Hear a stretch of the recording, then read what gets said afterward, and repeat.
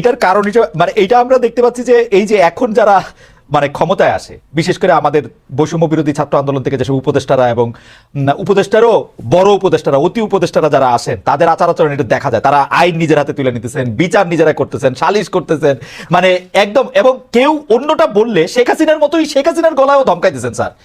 এইটাকে আপনি দেখছেন? এটা অন্য আলোচনা, এই দায়িত্ব আমার। না স্যার, আমি আপনার এটা বইলা রাখলাম আর কি। আমি ঠিক করছি এখন থেকে প্রতিবার এটা কথা বলা যায়, কিন্তু আমরা আসলে ওই আলোচনাটা করি যে আলোচনাটা করার জন্য রাইট। আমি ওই আলোচনা আসছি স্যার। আপনি আসবেন এবং সংবিধান সংস্কার নিয়ে আমরা একটা বাছাই করা প্রশ্ন করছিলাম আসলে অনেক সংস্কারের মধ্যে। সেই প্রশ্নটা এরকম যে একজন ব্যক্তি দুবারের বেশি প্রধানমন্ত্রী হতে পারবেন না এমন বিধানের প্রাথমিক প্রস্তাব আছে সংবিধান সংস্কার কমিশনে, প্রস্তাবটি সমর্থন করেন কিনা।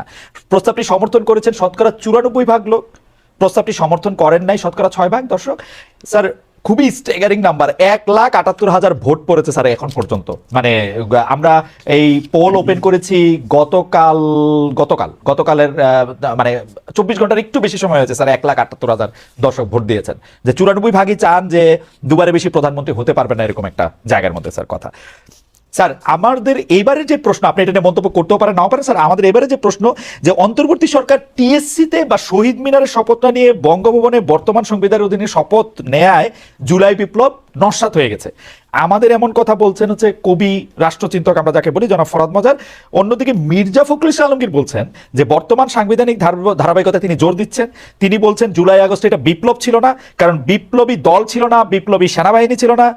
স্যার আমি আপনার কাছে একজন রাষ্ট্রবিজ্ঞানীর কাছে জানতে চাইবো যে স্যার জুলাই স্পিরিট আপনার কাছে আসলে কি, বিপ্লব, অভ্যুত্থান, কোনটা? আমি এটাকে বিপ্লব বলি না, আমি এটাকে গণ অভ্যুত্থান বলি। অভূতপূর্ব অভাবনীয় এক গণ অভ্যুত্থান ঘটেছে বাংলাদেশের ইতিহাসে। এর চেয়ে বড় গণ অভ্যুত্থান ঘটেনি।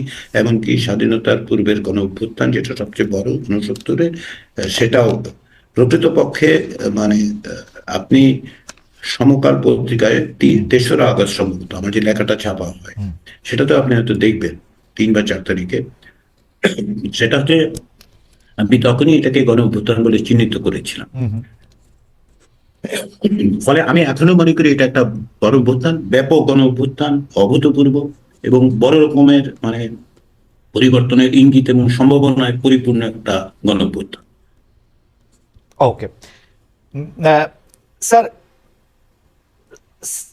স্যার পরের প্রশ্নে কি যাবো না স্যার? এটা নিয়ে আপনি আরেকটু স্যার পরের প্রশ্নটা হচ্ছে স্যার সংবিধান সংস্কার নিয়ে কথা বললে কেন জানি এই প্রশ্নটা সবার আগে হয় যে আমাদের সংবিধানে কি বিসমিল্লাহটা থাকবে, আমাদের সংবিধানে কি রাষ্ট্রধর্ম হিসেবে ইসলাম হিসেবে উল্লেখিত থাকবে, ইসলাম হিসেবে উল্লেখিত থাকলে বা না থাকলে কি সমান। আমি স্যার আপনাকে পড়তেছিলাম, আপনি বলতেছিলেন যে আপনার শিক্ষার্থী এবং গবেষকদের অনেকেই বলেছেন যে মানে শিক্ষার্থীদের মধ্যে কেউ কেউ বলেছেন যে 25% দেশে মানে রাষ্ট্রধর্ম হিসেবে ইসলাম আছে, তাতে তো মানে ইসলাম নয়, যে কোনো ধর্ম, সরি ইসলাম না মানে ধর্ম আছে।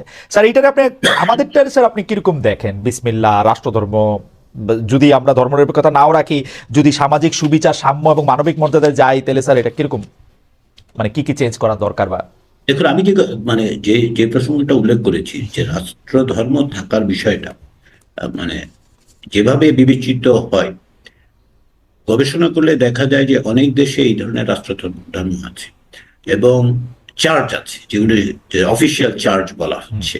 সেসব জায়গায় সকলের অধিকার সুরক্ষা করার ব্যবস্থাও আছে। ফলে রাষ্ট্রধর্মের আলোচনার চেয়ে বেশি গুরুত্বপূর্ণ আমার কাছে বাংলাদেশের ক্ষেত্রে দুটো। একটা হচ্ছে যে বাংলাদেশে একটা মানে বহুত্ববাদী সমাজ আছে, এখানে ধর্মের বিভাজন মানে পার্থক্য আছে